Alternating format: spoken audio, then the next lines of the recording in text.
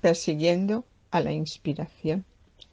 Entró como un torbellino con su luminosa presencia y me sonrió. En un instante se llenó el combustible de mi mente y mis ideas por breves segundos se transformaron alzándose vigorosas, llenas de lucidez y coherencia. Ella danzaba resuelta, con total desenvoltura, iluminando con su especial magia todos mis proyectos, los cuales permanecían a oscuras, aún por descubrir.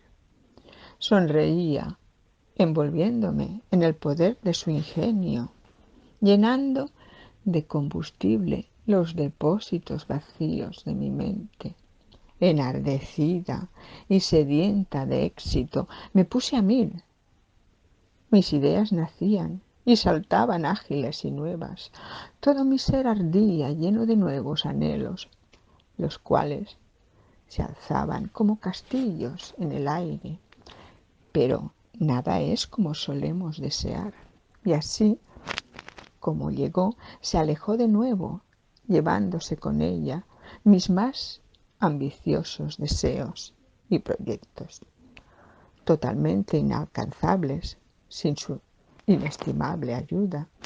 Y ella, junto con su sonrisa, cerró la puerta de mi vida con un fuerte portazo, alejando de nuevo aquellos criterios tan llenos de lucidez y anhelos. Y mi sufrido talento volvió a quedar a cero. Y ella, igual que vino, me abandonó de nuevo.